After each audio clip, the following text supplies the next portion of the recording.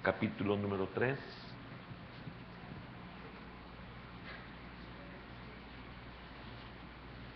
versículo número 7. Malaquías, capítulo 3, versículo número 7. Vamos a leer hasta el versículo número 12. Sí, Malaquías, capítulo 3, versículo 7 al 12, dice así la palabra del Señor. Desde los días de vuestros padres os habéis apartado de mis leyes y no las guardasteis. Volveos a mí y yo me volveré a vosotros, ha dicho Jehová de los ejércitos. Mas dijisteis, ¿en qué hemos de volvernos? ¿Robará el hombre a Dios? Pues vosotros me habéis robado y dijisteis, ¿en qué te hemos robado? En vuestros diezmos y ofrendas. Malditos sois con maldición, porque vosotros, la nación toda, me habéis robado.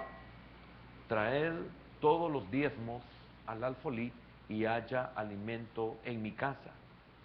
Y probadme ahora en esto, dice Jehová de los ejércitos, si no os abriré las ventanas de los cielos y derramaré sobre vosotros bendición hasta que sobreabunde. Reprenderé también por vosotros al devorador y no os destruirá el fruto de la tierra, ni vuestra vid en el campo será estéril, dice Jehová de los ejércitos. Y todas las naciones os dirán, bienaventurados, porque seréis tierra deseable, dice Jehová de los ejércitos. Amén. Padre, bendícenos en esta noche con tu palabra. Señor, respalda la enseñanza y que podamos tener un corazón bien dispuesto para poderla recibir.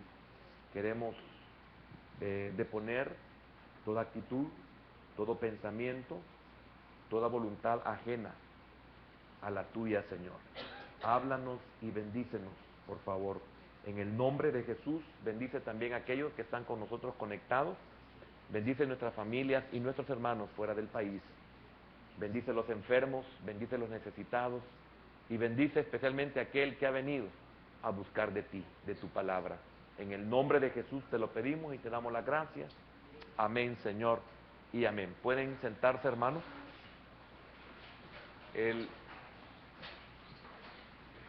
Siempre que se ha tocado este capítulo número 3, siempre se toca el aspecto financiero. Sin embargo, el propósito de la palabra de Dios no es solamente tocar el aspecto financiero, sino tocar lo espiritual, no tanto lo material. ¿Por qué? Porque lo material es solamente una añadidura. Esto es una consecuencia. Lo material se vuelve un efecto, pero lo que lo causa es, cuando estamos bien materialmente, debe ser el efecto de una causa, y la causa debe ser nuestro bienestar espiritual. Ese es el orden de Dios. Una restauración espiritual trae consigo una restauración material. Es cierto que se puede tener una buena situación material, pero podemos carecer del bienestar espiritual. Entonces, cuando solamente es el bienestar material, esto no trae lo que el hombre necesita. No tiene esa paz que lo material no puede dar, esa paz de Dios que el mundo no puede dar, que lo material no puede dar, que el hombre no puede dar. Es solamente una consecuencia del bienestar espiritual, o sea, de tener una buena relación con Dios, que se haya iniciado en nosotros un proceso de restauración espiritual. Esto traerá por añadidura, sin hacer ningún esfuerzo, un beneficio material. Y podría llamarse el tema la bendición espiritual y material. Eso podría ser el centro de todo lo que encierra este capítulo número 3 y también es el sentir en esta enseñanza de este día. Sin embargo, el tema es arrepentimiento y obediencia, que esta va a ser la base para que nosotros podamos gozar de ese privilegio material de que tanto se habla y de que el hombre, tanto inconverso como creyente, se fatigan tratando la manera, dan su propia vida buscando este beneficio material. Si ese esfuerzo lo ocupáramos para poder alcanzar esa vida espiritual, nuestra vida fuera totalmente diferente. Lamentablemente, hay una secuencia generacional. Si usted nota, el Señor se refiere a ellos desde los días de vuestros padres os habéis apartado. Imagínense qué tremendo. Cuando uno se aparta del Señor, cuando uno no obedece al Señor, uno no piensa en las consecuencias que vienen de este apartamiento, sino que sencillamente vivimos el momento y si estamos insensibles y si estamos afectados y si estamos contaminados, no nos importa a nosotros mismos las consecuencias. Pero estas consecuencias no solo se quedan en nosotros, sino que siguen a nuestros hijos, porque normalmente ellos siguen nuestro ejemplo. Sencillamente ellos imitan lo que nosotros hacemos. Sencillamente ellos anhelan lo que nosotros tenemos o lo que nosotros hemos alcanzado. Y cuál sea la prioridad en nosotros, se va a volver una prioridad en ellos. Si nosotros nos enfriamos, también tendremos, por seguro, tendremos hijos fríos. Si nosotros perdemos la visión, nuestros hijos serán carentes de visión. Porque la visión se tiene que transmitir, se tiene que trasladar a nuestra descendencia. Y es por eso que en este libro el Señor usa al profeta Malaquías para hablar a los padres, para hablar a los hijos, para hablar a los cónyuges, para hablar a los sacerdotes, para hablar al pueblo. Porque viene una generación que ha venido afectada, y eso trae graves consecuencias. Entonces, la restauración aquí para poder gozar de una bendición material, que es lo que sigue después de lo más importante, que es la bendición espiritual, es arrepentimiento y obediencia. Muchas veces nosotros nos preguntamos por qué nuestra vida no es una vida abundante. ¿Por qué no tenemos una vida victoriosa? Si usted nota, es un caballito de batalla la palabra victorioso o victoriosa. Familia en victoria, parejas en victoria, creyentes en victoria, líderes en victoria, iglesias en victoria, etcétera, etcétera, etcétera. Pero en muchos eso no funciona. Podemos nosotros traer una enseñanza sobre cómo prosperar, pero eso no va a ser la solución para nuestra necesidad. Eso no va a obrar ni hacer cambios en nosotros. Y esa prosperidad puede ser muy temporal. Y esa prosperidad, si no es muy temporal, se va a volver en el peor obstáculo para que nosotros podamos ser restaurados espiritualmente y podamos gozar de ese propósito de Dios, de estar bien espiritualmente y bien materialmente. Pero en el propósito de Dios, en el plan de Dios es que nosotros vamos a estar bien materialmente si realmente estamos bien espiritualmente. Si estamos bien materialmente y espiritualmente no estamos bien, entonces a eso que le llamamos bien materialmente no sirve. Y cuesta creer esto hasta que llegan las consecuencias gravísimas y nos damos cuenta de que lo material se ha vuelto nuestro Dios, que es lo que nosotros adoramos, que es lo que nosotros servimos y es a lo que también está absorbiendo nuestra vida, porque esto al final mata. Lamentablemente, como gentiles, no tenemos nosotros un conocimiento del Señor y su palabra. Así nacemos sin Dios, porque nuestros padres no conocieron al Señor. Y los que conocieron al Señor y nosotros nacimos, de ellos fueron cristianos no empapados de la palabra, sino con un evangelio bien flacucho, un evangelio bien débil, un evangelio bien mediocre. Y en ese evangelio nosotros nacemos. Y lo primero que pasa en nuestra edad de libertad es que abandonamos el camino donde consideramos nosotros que nos impusieron. Ese es el común denominador de la gente que nace en el Señor. Solo está esperando la libertad, esa liberación de la autoridad de los padres, de tener esa disponibilidad material para poder apartarse de los caminos del Señor. Esa es una prueba de que tenemos grandes desventajas como gentiles. Pero si nosotros comprendemos esta verdad, es lo que nos va a llevar a que nosotros cambiemos nuestras prioridades y también cambiemos aquellos propósitos y planes que nosotros vimos en nuestros padres y anhelemos ser mejor que ellos en lo espiritual. Pero es un despertar que es en bien pocas personas. ¿Por qué? Porque para eso se necesita nacer de nuevo. Y para eso se necesita no solamente arrepentimiento, sino que arrepentimiento y obediencia.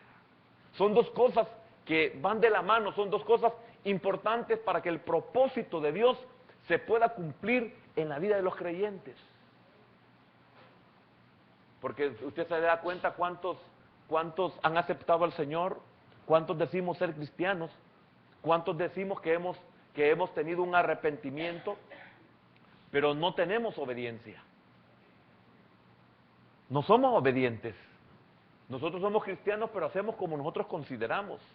Y si no, pues esperemos al final de nuestros días y nos vamos a dar cuenta que nos equivocamos en la mayoría de nuestras decisiones.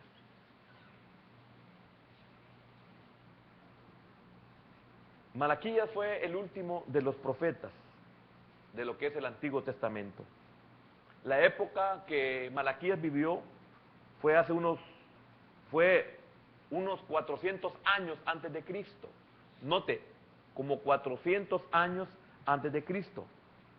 Y era muy parecida esa época a la nuestra y también a nuestra generación. ¿Por qué? En muchos sentidos. Voy a tocar uno. Los líderes religiosos dejaban de proclamar y mantener las leyes de Dios. Es bien difícil en nuestros tiempos encontrar ministerios que no se salgan en sus enseñanzas y en sus prédicas de la palabra de Dios.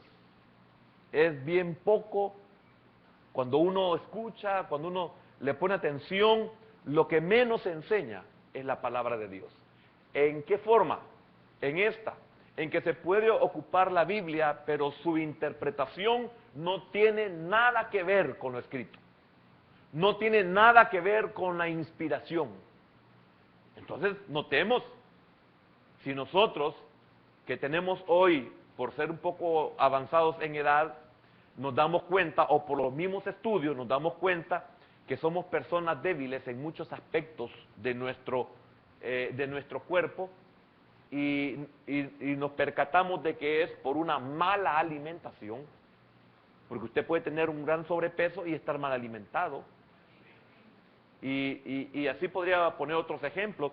La mala alimentación nos vuelve vulnerables a muchas circunstancias y a muchas situaciones. Algunos pasamos constantemente enfermos porque en nuestros cuerpos somos débiles, porque no adquirimos por medio de la alimentación los nutrientes que nosotros necesitamos. Entonces, de repente, cada situación que está fuera de nuestro control nos enferma. ¿Pero por qué nos enferma? Porque estamos débiles. Eso es exactamente en la vida de los creyentes. La mala alimentación que tenemos en lo espiritual nos vuelve vulnerables. Cualquier cosita nos llama la atención, cualquier corriente nos arrastra, cualquier cosa nos seduce, cualquier cosa nos puede destruir. nos enferma, nos aparta, nos elimina. Vea las trampas del diablo. El diablo se propone en que lo material sea lo primero. Y es por eso que la gran mayoría de cristianos, y cuando hablo de cristianos, cuando hablo de lo espiritual, hablo del pueblo que entendemos que es el pueblo del Señor. Aquí no caben las religiones. Aquí estamos hablando del pueblo de Dios. Entonces, nos vamos a dar cuenta de que la prioridad que se enseña es lo material. Y muchos llegan a creer que si están bien materialmente, están bien espiritualmente. Si están bien materialmente, es que están bien con Dios. Y eso es una mentira. Esa es una falsa interpretación. Eso no es lo que dice la Escritura. Entonces note, si nosotros como padres no estamos conscientes de eso, ¿qué podemos esperar de nuestros hijos? Si algunas veces no tenemos moral para decirle algo a nuestros hijos porque carecemos de esa moral. No les podemos decir nada, nos quedamos callados o dejamos que las cosas pasen. No es que seamos tontos, no es que seamos cobardes, es que no tenemos moral. ¿Cómo le voy a decir yo a mi hijo no digas malas palabras cuando yo digo malas palabras? Entonces cuando yo le digo una mala palabra, no puedo decirle no hables así. Porque tal vez por reeducación no me diga nada, pero con la mirada yo voy a entender que me está diciendo, pero usted así habla. O toda la vida ha hablado así. Entonces, note que esos tiempos son igual a los nuestros. Se ha dejado de proclamar y mantener las leyes de Dios. Nos da miedo. ¿Por qué? Porque lamentablemente hemos perdido la visión. ¿Y qué visión hemos perdido? Hemos perdido la visión para lo que fuimos llamados, para lo que fuimos levantados. Y quiero decirle algo, si a nosotros nos dijeran cuál es el proceso, cuando uno es oveja, cuál es el proceso para ser un siervo de Dios, le aseguro que no nos inscribiríamos. Le aseguro que renunciaríamos a querer ser ministros del Señor porque estamos conscientes que quizás no vamos a poder y que se nos va a exigir cosas que solo que si el Señor nos ayudara, lo haríamos. Como en muchos ejemplos que podría tocarle de la Escritura con los hombres y las mujeres de Dios. Entonces, ¿por qué? Porque no hay alguien que nos diga la verdad. Nos esconden la verdad. Y es por eso de que es triste y es lamentable cuando a alguien se le amonesta, se le exhorta con la palabra, no la soporta, no la quiere soportar, no está dispuesto a soportarla, porque no quiere cambiar, porque no quiere rendir su voluntad, porque él tiene un propósito y no es la bendición espiritual, sino la bendición material que le hemos llamado prosperidad. Yo quiero vivir una vida tranquila y por eso buscamos un ministerio donde no nos afecte nada. Entonces los que supuestamente predicamos acomodamos a la gente y no le queremos tocar ciertos temas porque les va a afectar y eso significa que nuestros ministerios no van a crecer ni vamos a ser tomados en cuenta como ministros. Amén. Se ha dejado de proclamar la palabra de Dios, lamentablemente. Y los ministros que se atreven a proclamarla están abandonados, no por Dios, pero están abandonados, están marginados. Y no es el tema, sino tengo mucho que decir de eso.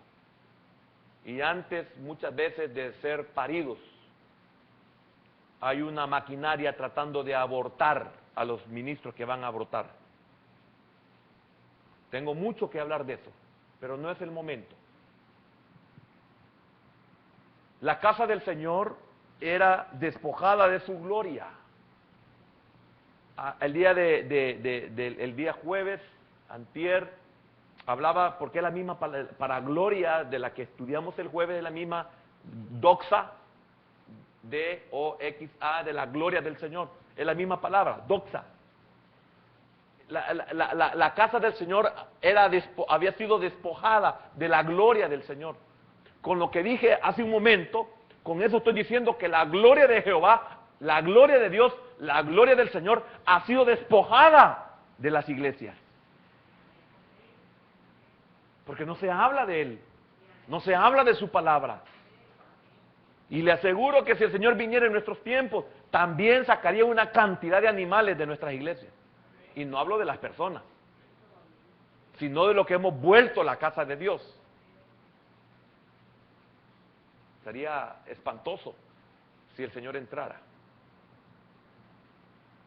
Despojada no solo de su gloria, despojada de sus diezmos y de sus ofrendas. ¿Usted cree que a mí no me da tristeza ponerme a pensar que durante muchos años lo que menos toco son los diezmos porque le afecta a la gente tocar los diezmos y las ofrendas? No solo había sido despojada la iglesia, la casa del Señor de su gloria, sino de sus diezmos y de sus ofrendas.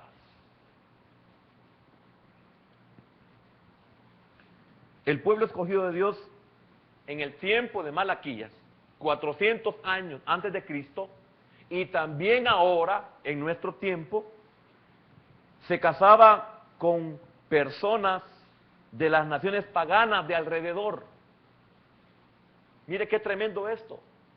Por eso el Señor era bien estricto en esto, en esta ley. No por Él.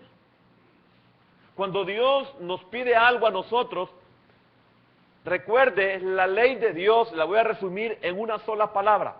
La ley de Dios es para su pueblo preservación. Pero no lo vemos como una preservación. Nosotros queremos que nos digan algo que no nos afecte, queremos que nos diga algo que nos beneficie en nuestro corazón y en nuestra manera de ver las cosas.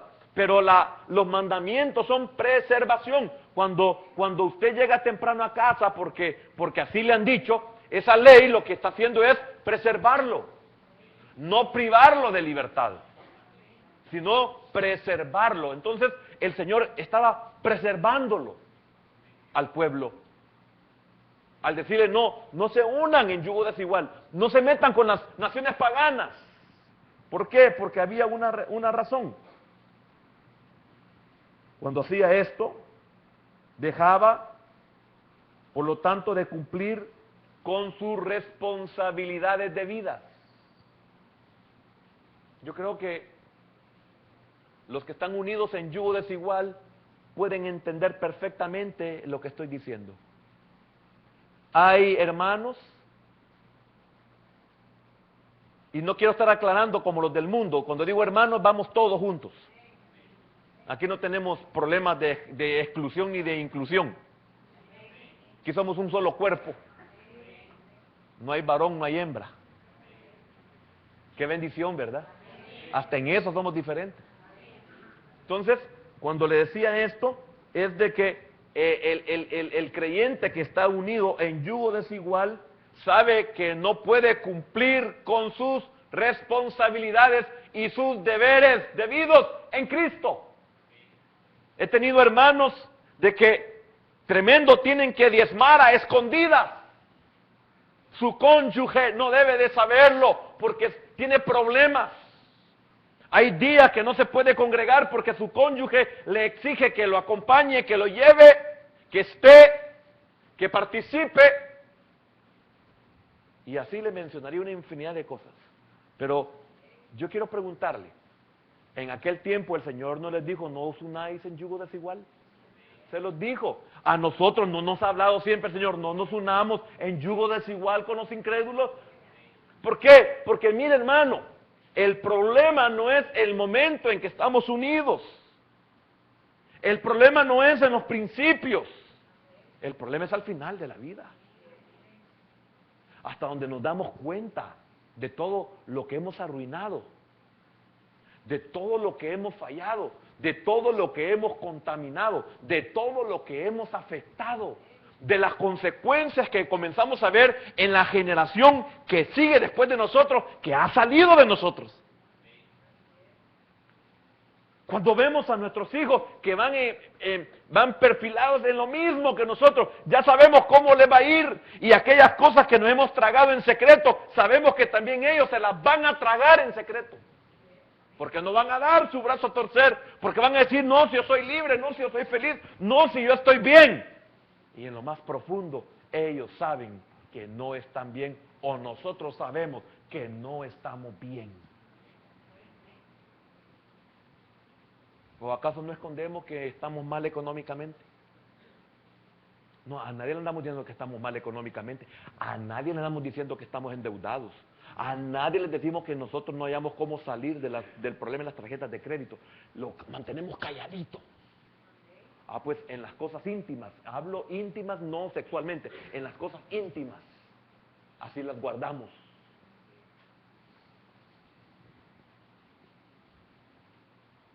¿O alguien sabe que usted anda ropa interior bien desgastada? Y ahí andamos, ¿verdad? Nadie sabe, porque no se ve. Nadie sabe si anda un calcetín roto. Y no lo voy a sacar del zapato para que no me vean. Va, este es tenipidia. ¿Me estoy dando a entender? Qué lástima, porque el tiempo es tan corto. El mensaje entonces de Malaquías llevaba, estoy en la introducción todavía, llevaba 3 cosas. Cuando el libro estaba en la introducción, no son los 3 puntos de la enseñanza. Eso lo quiero decir. El mensaje de Malaquías era de 3 cosas. Exposición. Exponía. ¿A quién le gusta que le expongan la vida de uno? Y el Señor le expone. ¿En cuántas prédicas nos sentimos señalados por el dedo de Dios, no del predicador? Expuestos, somos expuestos. El Señor usó a Malaquías para exponer.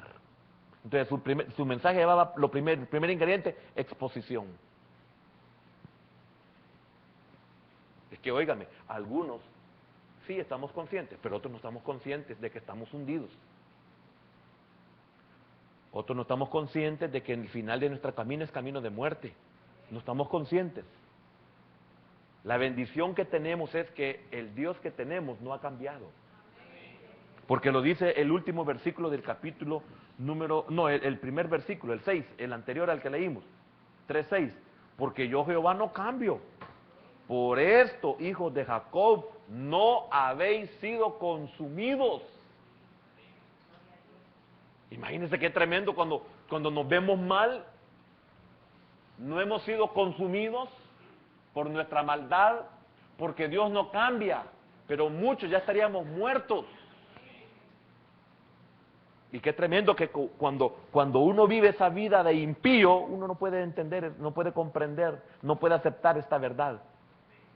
Como dice Jeremías en su libro de Lamentaciones, no hemos sido consumidos por la misericordia de Jehová, no hemos sido consumidos. Porque nuevas son, Él no cambia, nosotros somos los que no cambiamos. Entonces, de exposición, reclamando una cosa. Cuando hablo de exposición, también reclamando. Dios reclamó. Porque es tremendo, si nosotros estudiáramos, por ejemplo, cuando dice el versículo 7 al final, mas dijisteis, ¿en qué hemos de volvernos? ¿Sabe qué significa eso? ¿En qué hemos desobedecido? Mire, es terrible la situación nuestra como humanos. Porque hemos hecho mal, hemos hecho daño, y todavía venimos nosotros y decimos, ¿y en qué hemos desobedecido? Porque, óigame, uno está mal, se llame como se llame, lodo, fango, lo que sea, miseria, desgracia, y nosotros podemos decir, y aquí el pueblo le dice al Señor, ¿y en qué hemos desobedecido? O sea, ¿en qué hemos de volvernos? Señor, sacando a luz la condición de uno cuando está mal, cuando no hay arrepentimiento. Si no hay arrepentimiento, ¿cómo va a haber obediencia?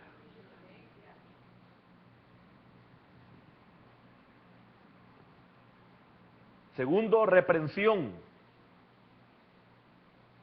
Amonestar, eso significa corregir.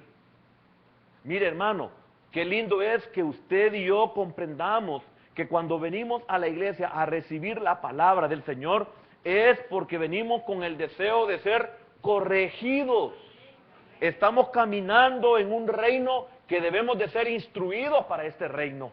Debemos de ser enseñados, se nos debe de revelar. Entonces, pero no venimos con el espíritu, con la disposición de ser corregidos.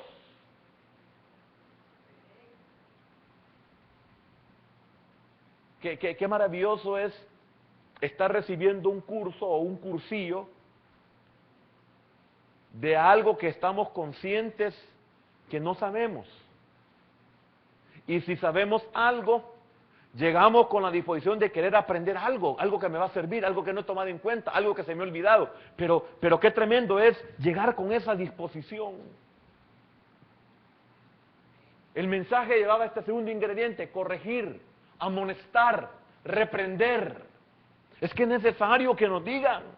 Si lamentablemente nuestros padres no tuvieron el valor o la moral para decirnos: hijo, lo que estás haciendo no es correcto, esto no va a terminar en bien.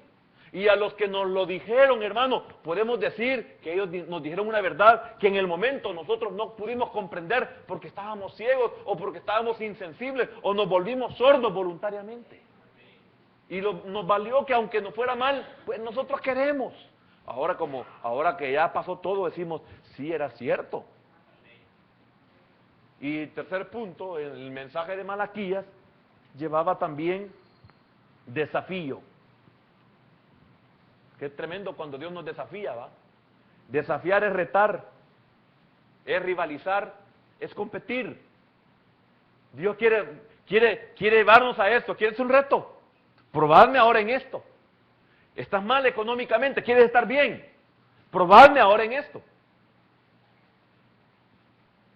¿Y cuántos aceptan este reto? Pero como hay dos cosas importantes para que esto se pueda cumplir, porque no es así nomás. Óigame, esto es incambiable, no hay sustituto en esta doctrina, o si le podríamos llamar en esta filosofía, por el asunto de la causa y el efecto.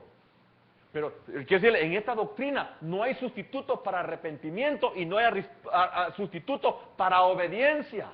No hay sustituto.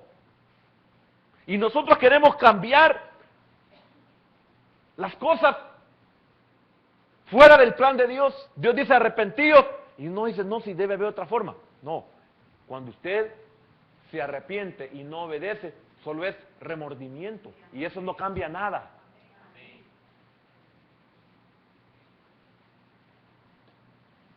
Los desafió, probadme ahora en esto. Y fíjense cuando dice: y abriré las ventanas de los cielos hasta que sobreabunde bendición. No está hablando de cosas materiales. ¿Y qué es lo que va a hacer para que las cosas materiales no desaparezcan? Y reprenderé, ahí viene lo material, y reprenderé. Las ventanas de los cielos es para bendecirnos, para que su gracia, su bondad sea derramada sobre nosotros. ¿Y qué más? Esto hará que el Señor haga algo más que abrir las ventanas de los cielos. ¿Qué va a hacer? Va a reprender al devorador, al que se come todo lo que es mi sustento material, lo que es el progreso espiritual, el material, el devorador se lo acaba.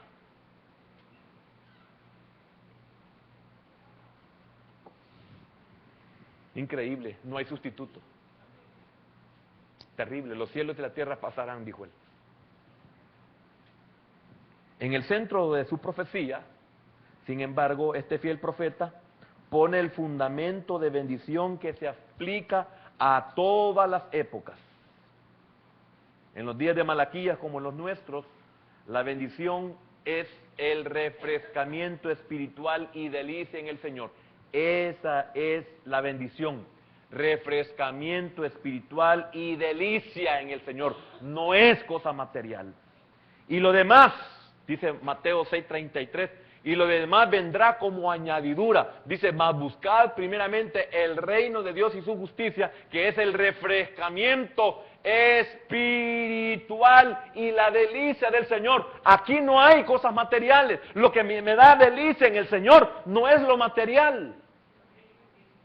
Porque Pablo dice, he aprendido a contentarme. Porque ¿cuántos nos gozamos en el Señor y ni nos acordamos ni que tenemos solvencia ni de que estamos endeudados? Nos gozamos en el Señor independientemente de cómo estemos. Entonces, el refrescamiento espiritual no depende de lo material. Primero es el refrescamiento espiritual y delicia en el Señor, y después esto se va a ir corrigiendo. Si hay deuda, Dios proveerá. Porque mira, hermano, ¿cuál era el refrescamiento espiritual de Abraham? El poderle decir a su propio hijo, Dios se proveerá. Y lo revela Hebreos de que él sabía, creía, cuál era su tranquilidad, refrescamiento espiritual. ¿Cuál es su tranquilidad? Que Dios lo puede devolver de las cenizas. ¿Ve que no le afectaba eso? ¿Me estoy dando a entender, hermano? Espero que sí. Solo lo material nos va descuidando del propósito de Dios. Suavemente y silenciosamente. Si no gozamos de esa bendición espiritual, de ese refrescamiento espiritual, de esa delicia en el Señor, y solo tenemos lo material, eso nos va apartando de una forma silenciosa, que no se siente. Suavemente nos va apartando. Es que mira, hermano, qué difícil es creer que el enfriamiento no lo sentimos. Somos los últimos en darnos cuenta de el enfriamiento. Los demás pueden ver en nosotros el enfriamiento y se percatan, pero no nos pueden decir porque ya saben cuál va a ser nuestra respuesta. El último en saberlo es uno.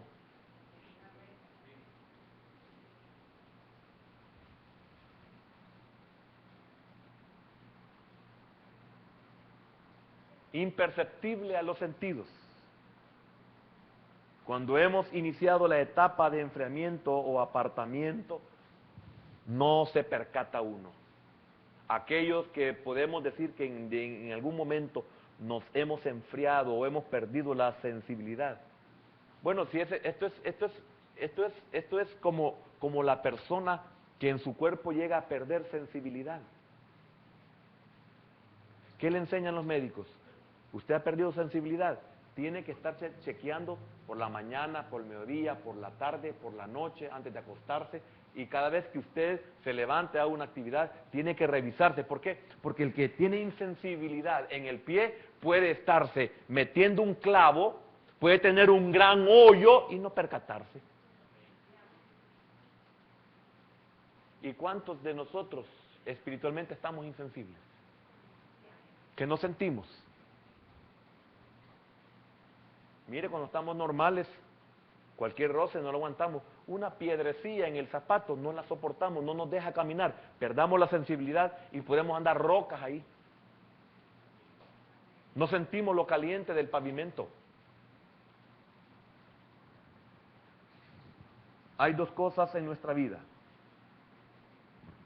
refrescamiento espiritual y abundancia material si estamos en relación con Dios. Amén.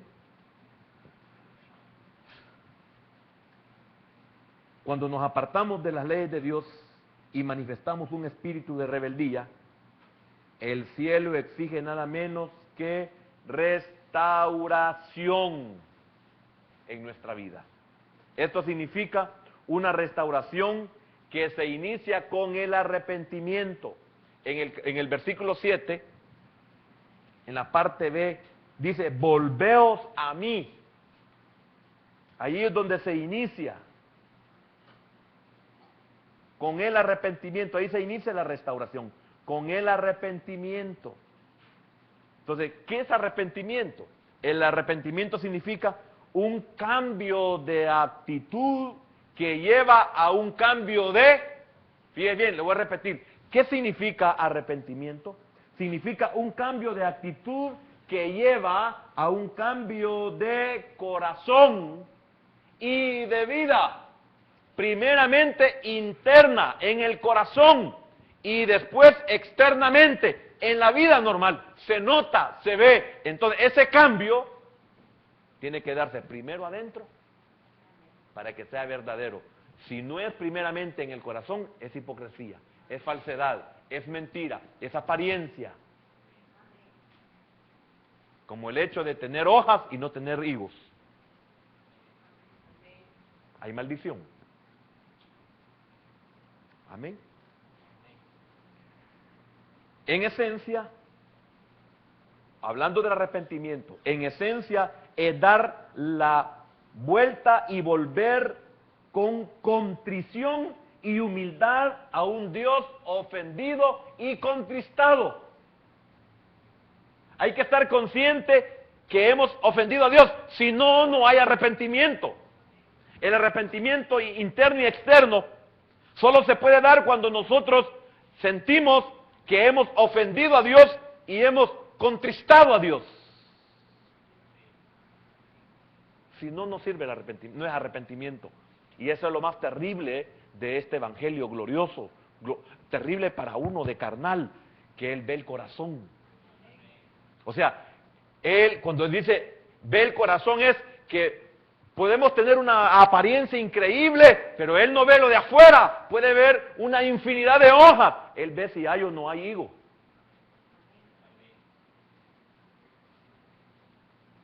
Así que de nada sirve que nosotros podamos hacer cualquier cosa externa. ¿Qué es contrición? Dolor profundo de haber ofendido. Humildad, ausencia completa de orgullo. Qué espantoso es cuando manifestamos orgullo. Increíble cuando pedimos perdón con soberbia. Mejor no hubiéramos pedido perdón porque hicimos más daño del que habíamos hecho. Yo siempre he dicho, para lo que me dijeron, mejor no me lo hubieran dicho, mejor estaba bien como había estado antes. Si me metió la daga por delante y hoy viene a disculparse y lo hace con soberbia, me parte en dos. Mejor no hubiera venido, mejor no lo hubiera atendido, mejor no hubiera hablado con él. ¿Ves lo que nosotros podemos hacerle a Dios? Cuando lo hacemos con soberbia. Entonces recordemos o sepamos que el pecado no es solamente apartarse de la justicia, sino también de Dios mismo. Por tanto, el arrepentimiento no es otra cosa que un regreso a Dios mismo. Ese es el arrepentimiento, un regreso a Dios mismo. Entonces, ¿qué es lo que Dios les estaba pidiendo a ellos? Arrepiéntanse y obedezcan, al decir, volveos.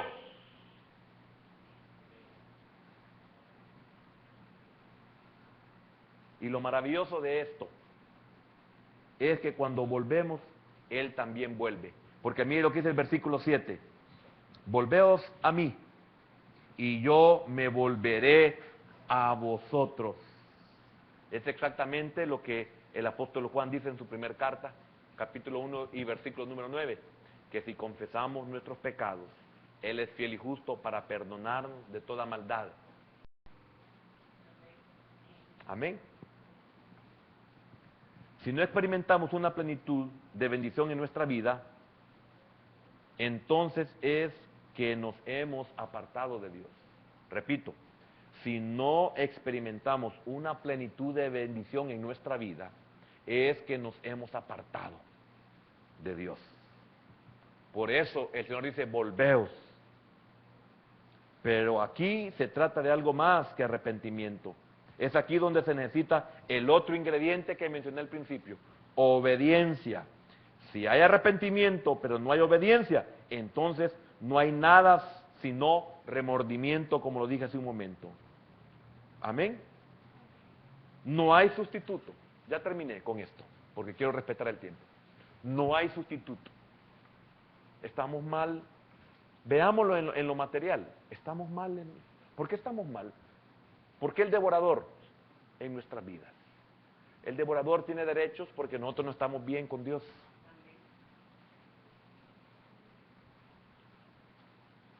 Yo no quiero que lo confunda con el trato, porque no es lo mismo perder algo en el trato que está probando nuestro corazón. No, yo hablo de aquellos que estamos conscientes, que no prosperamos.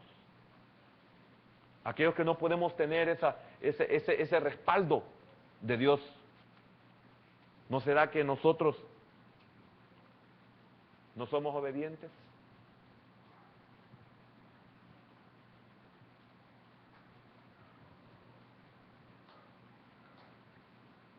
Voy a terminar con Lucas capítulo 10 y versículo número 28.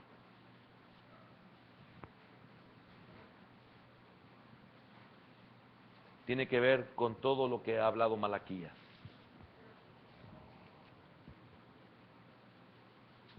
Diez 28 dice, y le dijo, bien has respondido, haz esto y vivirás.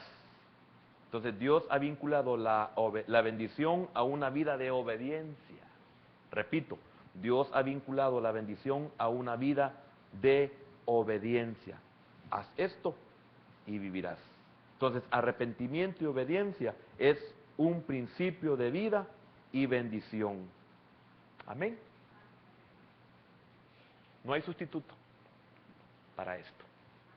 Por eso, muy importante que nosotros le enseñemos a nuestros hijos a que no se aparten del Señor. Porque con eso inició el profeta. Desde que vuestros padres se apartaron. Significa que habían pasado los años y ellos se habían apartado igual que sus padres. Solo piensen un momento en esto. Nosotros como padres, especialmente los que tenemos hijos que dependen de todo, de nosotros, están estudiando. ¿Qué tal si nosotros nos apartamos del Señor? ¿Qué cree usted de ellos?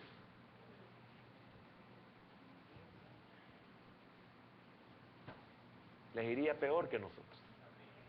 Vamos a orar. Padre, queremos darte gracias en esta noche por el hermoso privilegio que tú nos concedes, Señor, de entender, de valorar estos principios. Malaquías solemnemente le recuerda a su pueblo que ellos se han apartado de Dios, así como sus padres. Y ellos, como nación, habían aprendido, habían sido favorecidos, habían aprendido, habían conocido que obedecer es mejor que los sacrificios y el prestar atención que la grosura de los carneros, por medio de Samuel. Por lo tanto, no había excusa. Esto es triste, hermano. No había excusa. No hay excusa para nosotros, ni va a haber excusa para el día de mañana. El día de mañana para nuestros hijos. Hermano, esto es delicado para nosotros y para nuestros hijos y para los hijos de nuestros hijos. Consecuencias que llegaron a sus límites. Y Dios les envía el último profeta. Y los 400 años de oscuridad de lo que separa el Antiguo con el Nuevo Testamento es una muestra de que este pueblo no se arrepintió. Y si no se arrepintió, tampoco obedeció. Señor, gracias por la enseñanza para esta noche. Que si ha habido algún corazón fértil para ella, oro para que esta palabra prospere y sea de bendición para el que lo recibe y para los que salgan o han salido de ellos. En el nombre poderoso de Jesús te damos las gracias. Amén, Señor, y amén.